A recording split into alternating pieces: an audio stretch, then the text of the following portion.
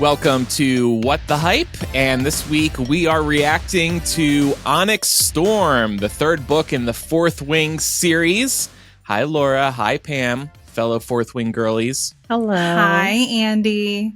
How are you? Doing well. Got my shiny copy of Onyx Storm right here. Cute. I'm keeping mine close by as well. Okay. Do you both have the physical copies? Yes, I do. Oh, I have mine across the room. Should I go get it? Is that important? No, I don't think so. No, it's just nice to hold, you know? Oh, okay. Yeah, That's there fair. it is. That's fair. Yeah. I mean, I did bookmark stuff, but who knows how fast I get to whatever I bookmarked. I did see you on Instagram. You posted the book with a cup of coffee, and I think you had some Post-its like ready to go if you needed to slot some in somewhere. Yeah, I did. And there's like, I know we're going to get to this in a little bit. There's just so much. I knew it was going to be an info dump. Like I had I had a huge hunch that this was going to be the info dump book, the Half-Blood Prince of the Empyrean series, if you will. So I was ready with my little like tabs. I had them all color coded for like different things, different characters, different like subsets of stuff.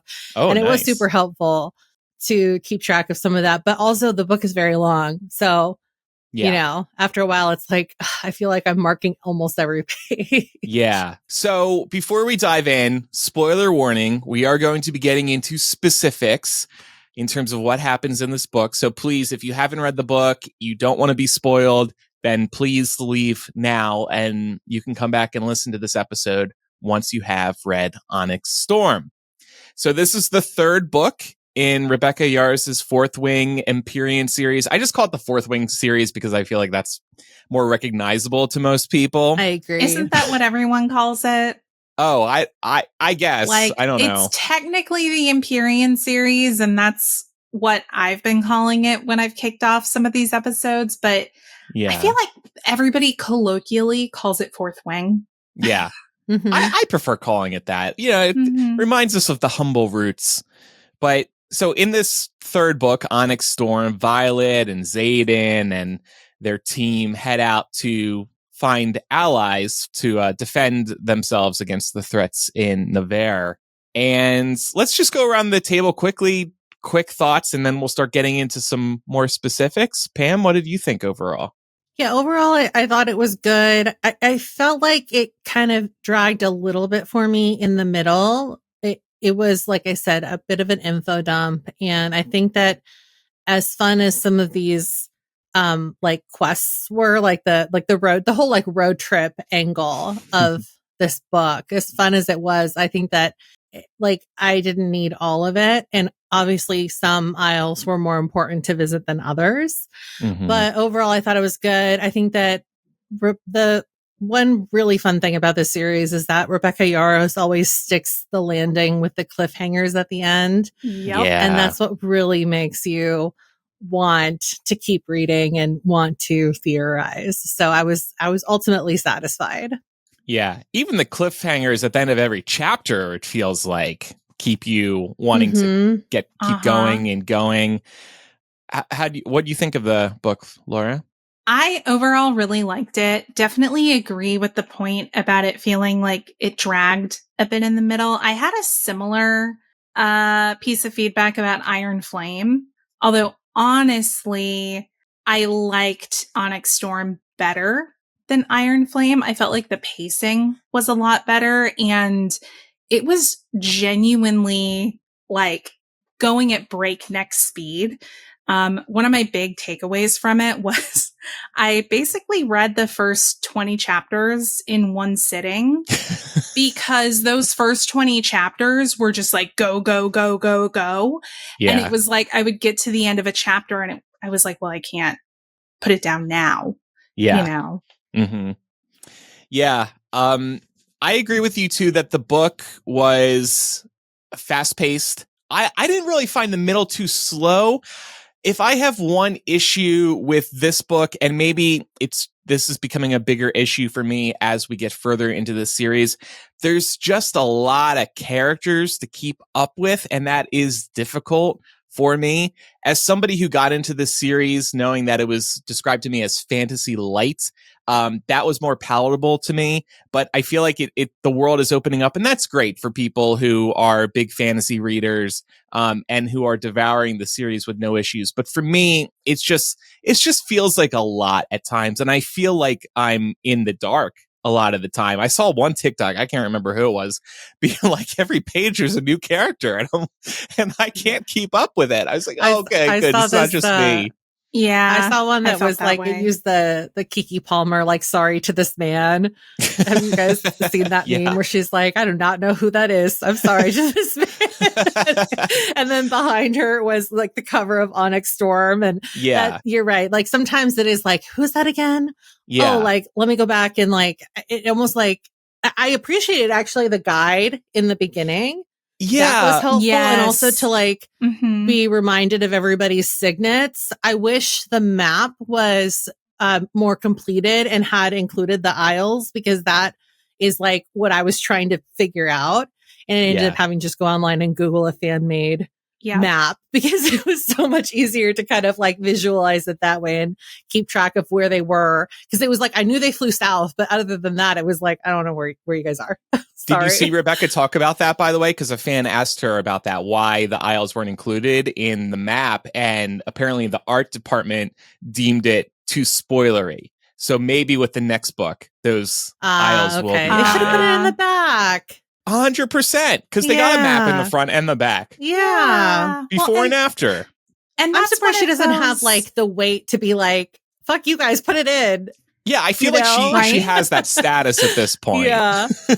I guess she was second guessing herself. Like, I don't know. I think about other types of popular series book covers. They all tend to have some spoilery material in them. But the point is, you don't know until you know. So like, if they had included the islands and somebody just happened to look at the back cover before they read the book, they wouldn't know what the significance of that was. Yeah. Or at least, how about you put the aisles there, but don't label them, so we at least know where they are in relation to the rest of the continent. But anyway, we talked about Rebecca having quite a bit of power right now. I saw that this is the fastest selling adult novel in 20 years. It sold 2.7 million copies in its first week. So this series is super hot right now. Wow. And there's still 2 more books to go. So it'll be interesting to see how that number grows. I feel like with each book, people are seeing the hype every time. And then if they haven't been in the series yet, they will be shortly, because their friends, this is just going to keep snowballing. But I did really like the book, and I really appreciated the slower moments when so much is happening during this. I like when it just slows down and stays a little simple for a while. But like you two, I loved the cliffhangers, and I thought the ending was really awesome. So getting into some specifics now, we have mentioned these isles a couple times already. Violet and company did visit several isles to build up their army. And to find Andarna's family. Did you two have a favorite isle in particular? Because they were each pretty unique. I feel like I always give a disclaimer on Fourth Wing episodes where I'm like, I don't know how to pronounce half these words. So for me, it was the one where the goddess of war was. Dune? D-U-N-N-E? Is it Dune? I couldn't tell if it was Dun or Dune. Dorn. Yeah. Dun. Yeah. I mean, just because of, the reveals that we got around that, and Violet's background and what her father did. Mm-hmm. Yeah. Because I know that's been a burning question. Yeah. How about you, Pam? Mine was, and again, I wish I remembered how to pronounce this because I did hear it in the audiobook, but it all sometimes goes in one ear and out the other. Mine was, Hedotis, wherever Xaden's mom was. Just because like there's so much action that happens over the course of those 3-4 chapters, and also like the mommy issues are super tragic. Yeah. And it really brought up a lot, and it put so much more into perspective as well. Yeah. Well, let me answer and then we can circle back to that because that is something I wanted to talk about. Mine was, and like you two, I don't know how to pronounce this. Zenla, Zehywllna.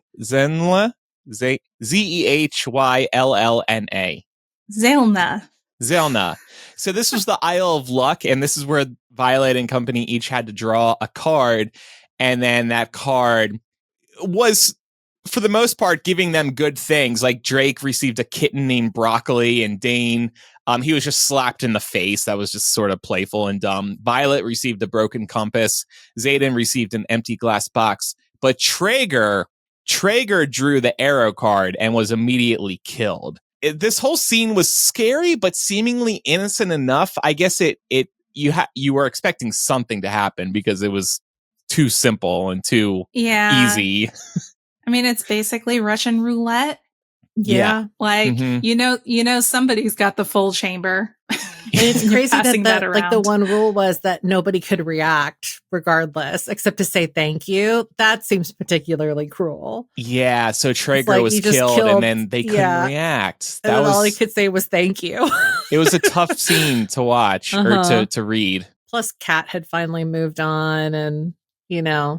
Kat was so annoying, by the way. Yeah, but she still deserves love. Something nice. No, she does. But I was just like, can we not? Because I was like, I don't care about this love triangle, not love triangle, really. But like from Kat's perspective, it was. I was like, I don't need this. There's so much going on. Let's get back to what Pam was saying about Xanen's mom and his stepfather. Did you want to expand on that a little bit? I thought that was a pretty good scene. So they're not expecting Talia to be there on the Isle of Wisdom, and she's married to the head of the Isle, who's a man named Ferris. And it turns out that she has also mothered 2 children that seem to be about as old as however long she's been away from Xaden. So I think it's been like about 10, 11 years, and the oldest kid seems to be about that age. So the implication is that she moved on very fast and she couldn't get out of there fast enough, which I think kind of like, not to get too ahead of it, but I was reading those chapters back to kind of understand a little bit more, because everything starts to happen so fast once things start to fall into place. And it's interesting that the whole time they're there, they're testing whether they think they're wise enough to accept the wisdom. But like a lot of it is very cut and dry by their standards. So like emotion can't play into wisdom, and like desire shouldn't play into wisdom. It's like, if this is the most advantageous route, you should take it regardless of like whatever your heart is telling you. And so in that respect, like I almost kind of feel like Talia like fits in here, because the whole time she's begging Xaden to understand why she left. She was like, but they would have killed me. I couldn't take you. They would have just murdered me if I had stayed with you. And so like, in that sense, like she took the path that like they probably would have honored on this Isle anyway, because she saved herself. Yeah. So yeah, that was a tough pill to swallow for sure. Yeah. And so this twist with the Xaden's stepfather trying to poison him and the rest of Violet's crew. Mm-hmm. What was up with that? Because I was trying to look back and figure that out. But why exactly was he trying to poison them? I think the whole idea, and maybe Laura can correct me if I'm wrong here, was to see if they were smart enough to catch on to the fact that it was poison. Yep. Because when you read it back, you realize that he had like basically finessed it so that the 4 of them, like the 4 heads of the Isle, did not get their silverware with the cake. Right. So, and then he was like, oh, just go ahead and eat without us. And once Violet smells the cake too, well, she catches on because of that. But even after, once she smells it, because Garrick ingests it, she can smell the poison. Mm-hmm. So I think it was just to see if they were smart enough to realize that like that was his test. Yeah, that was my interpretation too. Okay. That makes sense. Yeah. So do you think we're going to be seeing Talia in future books? I feel like we haven't gotten enough time with her. We need to get more with her. Yeah. Maybe. I don't know. I think if we did, it would be like Violet going back maybe to seek like, I think she's still going to be seeking wisdom for how to save Xaden. Mm-hmm. And so I could see her going back to that isle just to see if they have anything, because like they talk about the extensive library. That's like a seed they've already planted. And maybe Talia will feel some remorse and like feel like she owes her at least that. Because Yeah. it's very clear that like she, even though they had prior knowledge of the fact that they were coming, she was not aware that Ferris was going to try and poison all of them as part of his test. Mm-hmm. And I loved that Violet was one step ahead anyway, especially since they had already kind of discounted her until he realized who her father was. And then it like suddenly clicked for him why she was able to outsmart him. Well, while we move along and talk about Violet's second signet, this was one of the things that people are most looking forward to learning. I know you two speculated on the prediction episode what this would be. It turns out she can enter people's dreams, and this is called dream walking. And it explains her dreams in this book and Iron Flame and why she wasn't fully connected to them.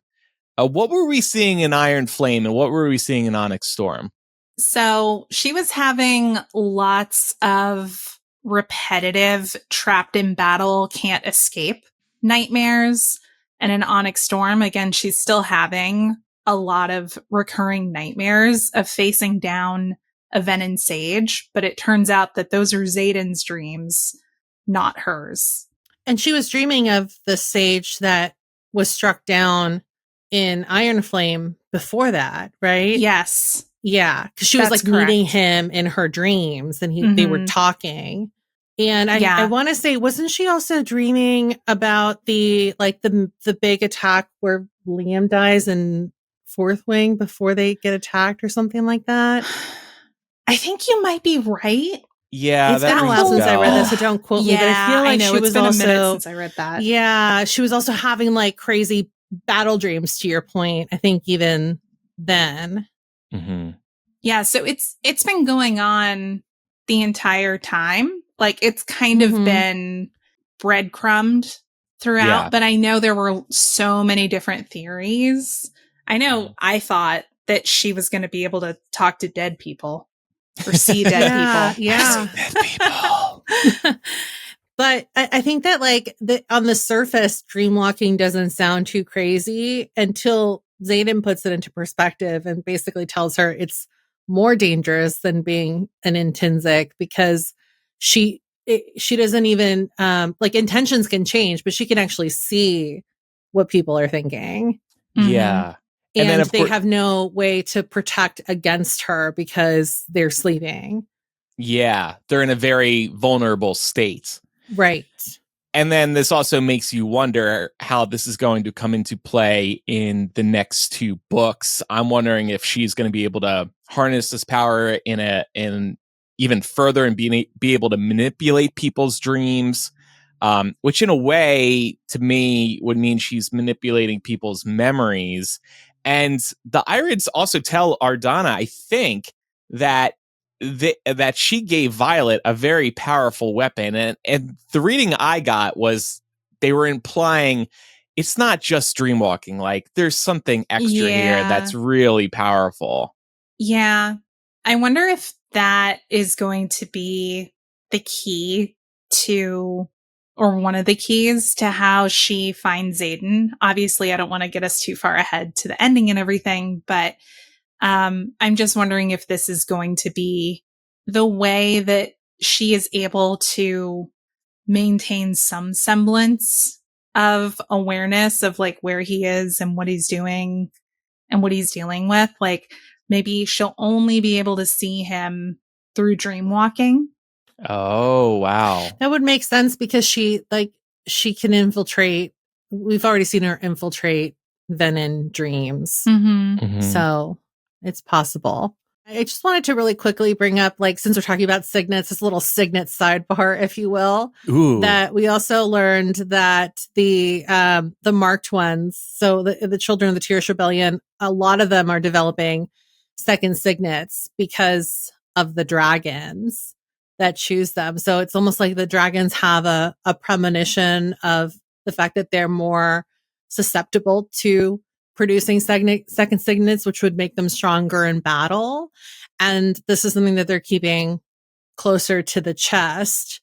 And obviously we know that Xaden has a second signet because we find that out in Iron Flame.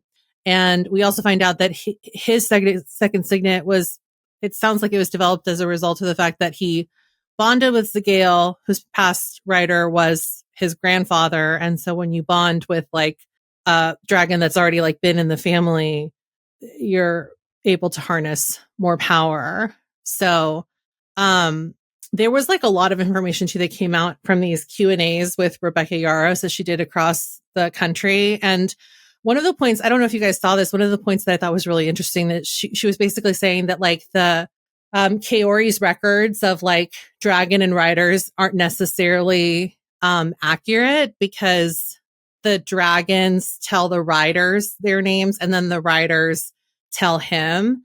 And so like it's possible that some dragons could be lying about their names or some of the riders could be lying about what the dragons' names are.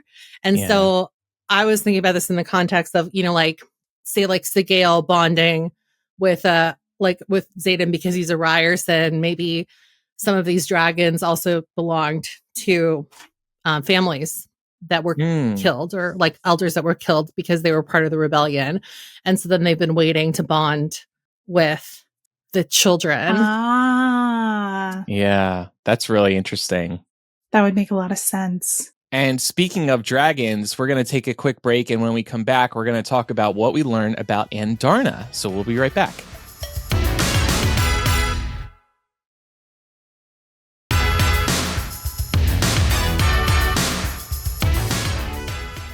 So another big mystery going into Onyx Storm was what type of dragon is Andarna and what's her history look like? She's been a big mystery until now. It turns out she's an irid scorpion tail, and the egg that she was in was actually left behind by the other irids to test the humans to see how they would handle coming into contact with this egg. What's up with all these tests? Like, yeah, life is a series of tests. Yeah, that's crazy that's like the through line here with all of this adventuring that they do as part of the quest squad. They wanted, the irids wanted to know if the humans had evolved at all and were continuing to use dragons for their own purposes. And it turns out the humans failed the test because Andarna gets with Violet. So this really disappointed the irids, and because of this revelation to them, they aren't interested in helping Violet on her mission. That said, we learned that the irids, they're pretty chill, they're pretty peaceful, and they're just not interested in the humans' BS. They want to stay out of it. So what do you two make of these revelations? They're like the centaurs from Harry Potter. Hey man, peace and love. Yeah, we're basically just being like, yeah, we don't want anything to do with all of your drama. This is all small potatoes in the grand scheme of things. So, no, get your broken wing and your weird ass tail out of here. Like that is. Are you saying that she's the Ferenz of? I mean, honestly, like I just feel like the irids, not sure what we're calling them. I feel like they were so shitty. Like they weren't mean, but I think it's rude how they basically like ostracize Andarna for being different. And I'm like, well, y'all are the ones who left her in a defenseless state as an egg. As a test. Yeah, like, what did you think? And also Andarna chose Violet. Right. The way they just completely break her confidence, and she's like so excited, and you can tell she's been practicing her entire origin story. Oh man, it was so sad. It was really heartbreaking. Somebody that's listening live here is saying it's irid as an iridescent. Oh, okay. Which makes a lot of sense, and she does. Yes. Thank you, Ava Streams. It's one of those things where the whole book I'm just reading in my head, I hear it in my head as irid. So iridescent. Thank you. Yeah. Avis Dreams. We give multiple disclaimers about how we're definitely going to butcher pronunciation. So, Avis Dreams, if you want to keep helping us out, Feel free. feel free. And thank you for joining us. Yeah. And then one of the more tragic twists of this book, at least temporarily, is that Andarna does separate from Violet. She breaks the bond. She does come back by the end, but there is that period where Violet is just depressed, just straight up depressed. She lost a large piece of her and she's in bed for several days. And then Brennan and Mira have to try to pull her out of bed, and she really doesn't want to, but she does. It was an interesting parallel, I thought, to depression or the loss of a loved one, having this bond severed. Mm-hmm. It also made me think about, like, you know, the fact that Sigale closes herself off to Xaden the moment that he turns, so she doesn't necessarily sever the bond, but it also kind of makes you wonder if that, like, contributes to his foul mood and the fact that he's already, like, reverting even in the beginning of this newest installment. But at the same time, I think that they make a point in Onyx Storm to say that, like, once you start turning venom, like you don't feel the same way, which is why, like, I think it's Theophanes tries to, like, call into question, like, you know, like the love between Xaden and Violet in an effort to try and, like, get her over to her side, which is, like, you don't really know if it's a manipulative tactic or not, but it would make sense, because if all they care about is power, then they wouldn't have space to care about other things. So maybe the reason why he doesn't, like, slip into depression is because, like, it's like the feelings are already muted there, but it does, like, explain why, like, he seems so lost without Sigale. And then we see, like, the actual ramifications of what that looks like through Violet's eyes when Andarna cuts herself off. And it is so interesting because, especially early on in Fourth Wing, there's a lot of, like, I guess, scene setting, like lore building, if you will, around the bond between riders and their dragons. And what's the line where it's basically like, a rider without their dragon is dead, a dragon without their rider, something like that. And the way that it was kind of poised at that point in the series was that a rider and a dragon would only be separated in the event of death.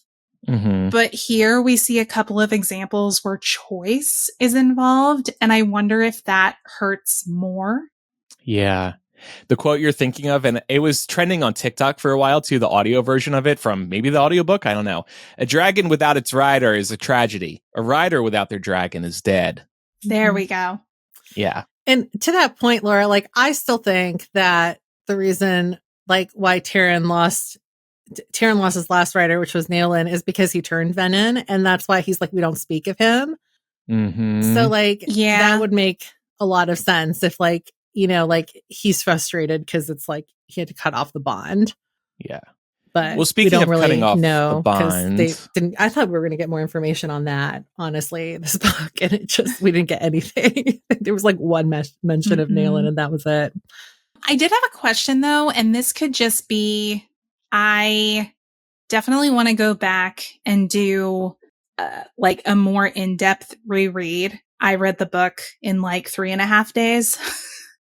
And I was wondering, are we entirely clear on if Andarna was the one to sever the connection, or was it Leothan? So Leothan does offer Andarna that opportunity, right? So maybe you're onto something here. I guess I had sort of forgotten about that part, but I would still think it's Irid who's deciding that. Or sorry, it's Andarna who's deciding that ultimately. Andarna the Irid. Yeah. But I think that maybe you're onto something, in that maybe he assists because he knows that they're not going to be able to sever on their own. Because he says, doesn't he say, he's like, you know how, because you already bent the rules for her anyway. So you just have to bend the magic again. Yeah. Well, we also get a revelation about Violet's silver hair, right? The origins there. Yeah. So her dad took her to the goddess of war Dune, in an attempt to try and fix her, which gives us the explanation for the silver hair. But obviously, Violet still struggles from, a lot of the frailty and everything that her dad, obviously took her there for in the first place. Mm-hmm. And I know there have been so many theories about where Violet's silver hair comes from over the years.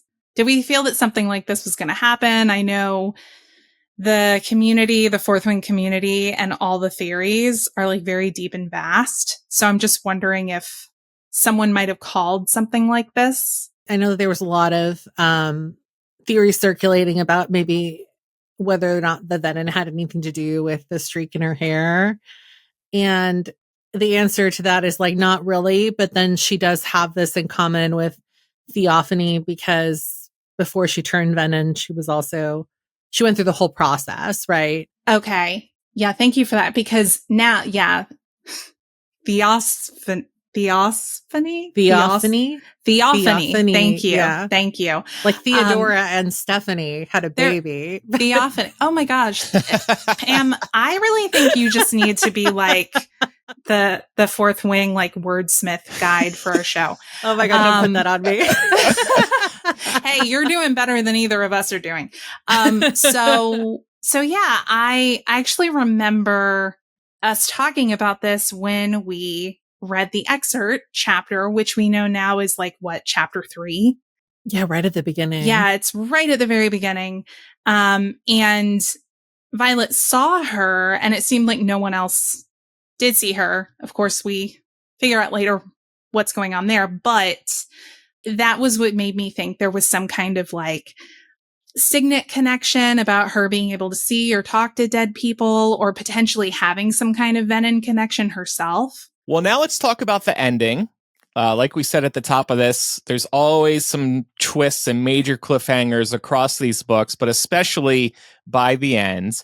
So Xaden saves Sigale by drawing power from the earth, and this fully turns him into a venom, but it does help him win the battle. And someone else was apparently turned into venom too as a result of his actions, but we don't know who. Any theories there just yet? Well, Laura, you have a good point about this. Yeah, so the Fantasy Fangirls obviously had an event with Rebecca Yarros recently, and they asked her about this, and she said to pay attention to who isn't there at the very end. So Okay. I know the community, like Book Talk, seems to be zeroing in on Bodhi or Garrick as options. Okay. Avis Dreams is also guessing Eric could be one of them. Not ERAARIC. Arik. Arik. Yeah, I kept reading Garrick. that as Eric too, but I guess it's probably right that it's Arik. Just going by the audiobooks. I feel like it might be Bodhi. Bodhi, only because in this interview that you're referencing, Laura, Rebecca also says that we should pay attention to who feels like they aren't getting enough of what they need, and who feels like they might need more, because the whole like allure of turning venom is that you're trying to like seek more than what you're given. Right. And I think that like Bodhi just seems really frustrated over the course of this entire book for whatever reason.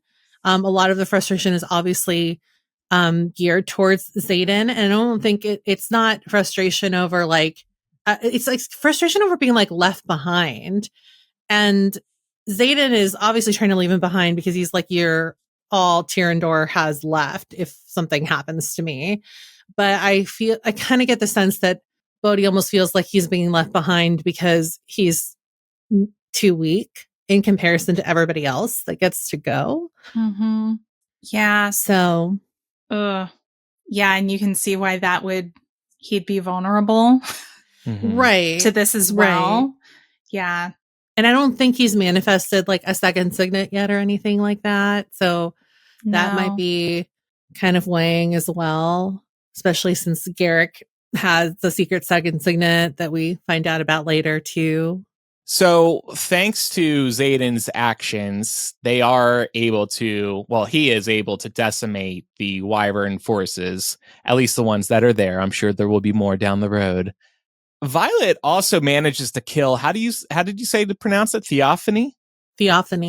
I got it. Theophany. Yeah, you got That's it. kind of fun to say. Theophany.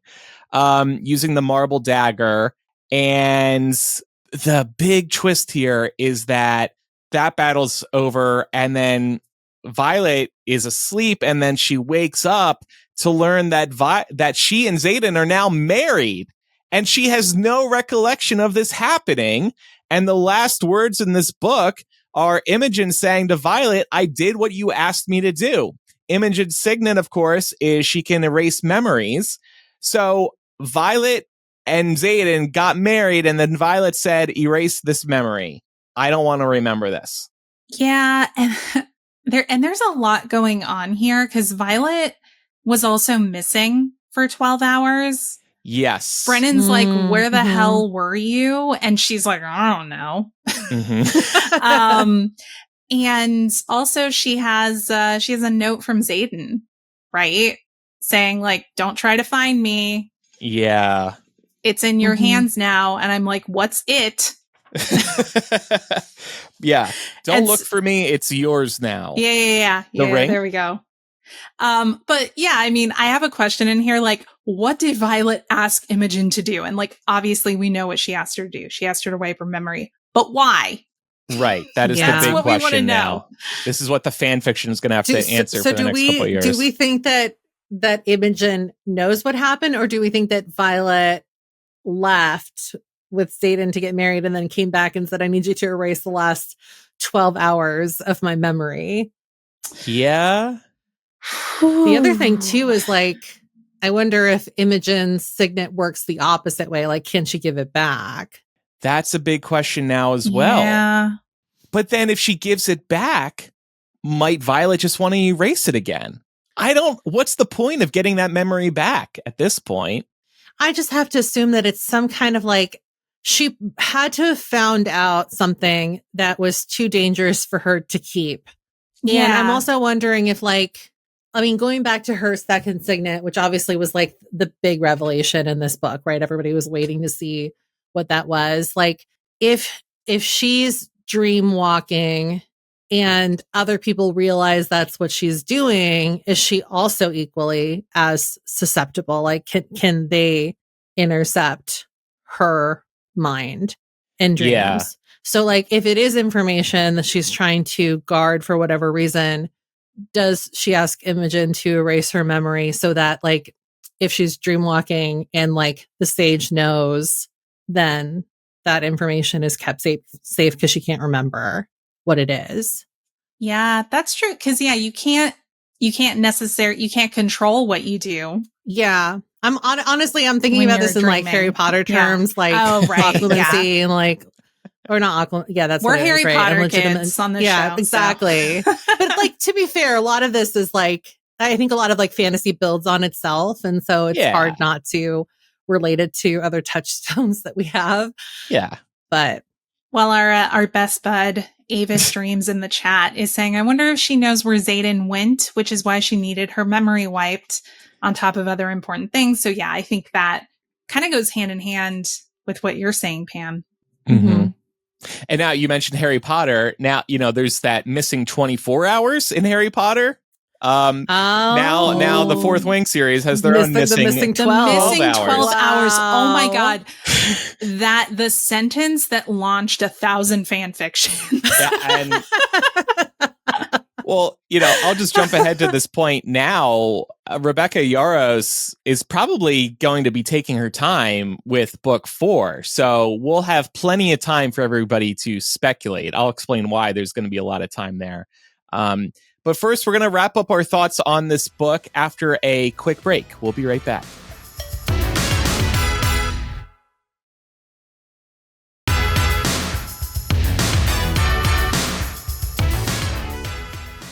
as we start to wind down this conversation, anything else we all want to say about the book? We opened this episode, or at least I did, with a little bit of criticism, just feeling overwhelmed a lot of the time. I wish the story at times was easier to follow. I have felt validated in these feelings because TikTok has been giving me a lot of like, I'm confused, what's going on? I know at the top of this, we mentioned that there is this little guide at the front of the book. I thought that was a nice touch, but I also thought that this should be double or triple the length. It's a one pager. I wish it was 2 or 3 pages because there's many characters who are not in this simple guide. A full character index, please and thank you, Rebecca. Yeah. The wiki must be doing some great numbers because I for one, was doing a bunch of Googling just to make sure I was keeping up with everything. Yeah, same. But again, I really did enjoy it, and I really appreciate this fandom and how vibrant it is, and the theories, even before Onyx Storm, off the charts, all the speculation across Reddit and TikTok and social media platforms. So I did enjoy it, and I'm looking forward to the next couple of books.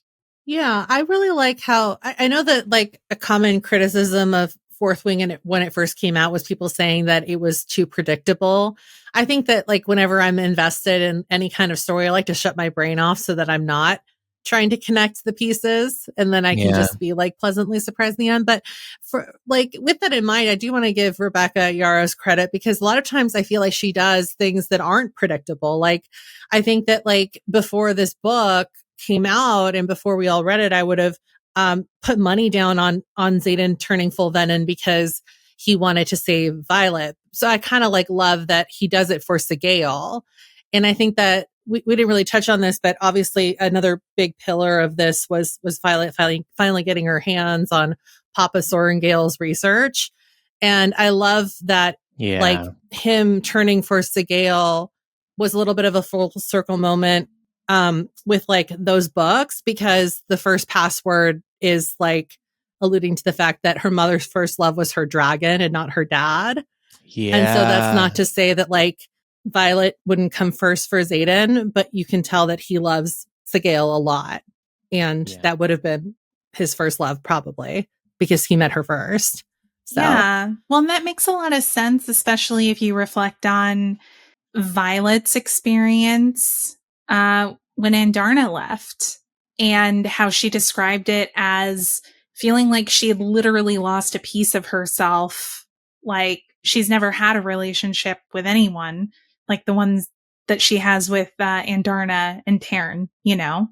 So I think it's actually Avis called it out wonderfully here, how beautiful and tragic the whole sacrifice is, especially given that, you know, to your point, Pam, I think a lot of people would have predicted he does that for Violet first. Yeah. Mm-hmm. Yeah. Speaks to the special relationships with the dragons. Any other thoughts? Yeah.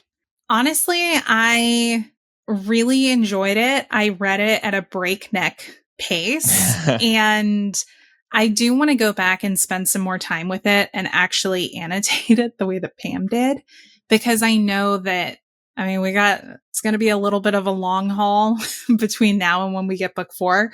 Pam like coined a term for me when we talked about Outlander season 7 being over, saying that we're in Droughtlander territory because like we don't have anything new. I'm wondering if there's some kind of equivalent for Fourth Wing because it's going to be pretty quiet in that realm, but I don't think the fans are going to be quiet. I think the community's going to be lit for a couple of years gearing up for the next entry. So I can't wait for it. I love seeing all the creativity and fan fiction that comes out of this. I mean, Book Talk on its own has just been delightful. And I've loved some of the theories that I'm seeing on there. So yeah. Plus we have the TV series to look forward to. I know we haven't really had time to bring that up in like any of these episodes that we've done. I don't know off the top of my head. I know it's an Amazon production and Moira Walley-Becca is the showrunner, and I'm such a big fan of what she did with Anne with the Knee on Netflix, which was her Anne of Green Gables adaptation. Completely different, but if anybody is an Anne of Green Gables fan and you happen to catch that, you'll know that she was able to really like adapt that source material in a way that felt true to the story, but also like made it feel more gritty and more real and more lived in. And so I'm really excited to see what she does with Fourth Wing as well. I know she was also written for like Breaking Bad. I know you two are Breaking Bad fans. Yeah, so that excites me. Yeah, but she's great. And I'm really excited to see what she does. And I feel like casting for that is just around the corner. So I feel like this fandom's only going to get bigger between the wait. Rebecca Yarros did comment on this tour that we've referenced a couple of times now, promoting Onyx Storm. Somebody asked her what she can say about the TV adaptation, and she said she's been very pleased by the script so far. And she said, you know, of course, the author is going to have a very high bar for the showrunners to clear. And she has been very impressed by how they're weaving the story thus far. Now, of course, I feel like she has to speak highly of this adaptation no matter what happens. But let's hold out hope that it actually lives up to the books. And obviously, it's going to have to be very compressed compared to the books and simplified to some extent for a broader audience. So it could be a good thing for people like me. No, I honestly, I don't think you're alone, Andrew, because as I said, I too definitely had points where I was like, wait a second. Yeah. And, you know, I definitely had moments where I was having to kind of page back a little bit to be like, wait, I think I missed something. So you're definitely not alone there. There's just a lot of information, but I also feel like we'll start to see a lot of the info dump type stuff come together in the next book. Like, I'm pretty optimistic that we'll get a lot of that represented there so that when it's time for book 5, we know exactly where we stand and we know who the key players are. Yeah. And we're not spread quite so thin again across so many different locations and so many different characters. And there was no major death in this book. So to your point about clearing the decks, we're going to have to lose somebody maybe major in the next book, at least one person. I think a lot of my people money was die. on Mira. I was shocked that she survived. I really thought I really thought Mira was going to die. Yeah. Die. Yeah. I mean, especially with the dream Violet had about the photograph. Like, right. That was making me nervous for Mira and Brennan. Well, like I said, Rebecca Yarros seemingly is going to take her time with book 4 in this series. She has confirmed that she's going to write a contemporary romance novel next and is not on a deadline to write book 4, which I think she's excited about, as she should be, because it must suck to write a book this intricate under a deadline. You want to do it right. You don't want to rush it. So, and of course, she has earned as long a break as she wants. So I assume my prediction is we're going to be waiting 2 years at best. I think 2 years sounds fair. Mm-hmm. Okay. Especially if the TV show launches in between then, or, something major happens on that front. I could see that tiding over fans. I could see them ending up coming out around the same time because it's special. A show like this is going to be special effects heavy and stuff like that. It takes a long time to get done. Money. The budget must be big. Mm-hmm. Yeah. Well, I mean, Amazon should feel inclined to spend a lot of money on this because, like I mentioned, this book is the fastest selling adult novel in 20 years. So they should make sure they're pleasing the fans. Bump the money. We'll get some cool dragons out of it. Yeah. We know you can spend the money, Amazon. We've seen what you do with the Lord of the Rings TV show. So bring that budget over to Onyx Storm or Fourth Wing as well. All right. Well, that wraps up this episode. Listeners, please let us know what you thought about the book and our discussion in the comments. Sound off wherever is convenient for you to let us know your thoughts and feelings on Onyx Storm. And don't forget to follow the show in your favorite podcast app. Leave us a review and please follow us on YouTube for full video episodes. So that is the hype around Onyx Storm. Bye, everyone. Bye, y'all.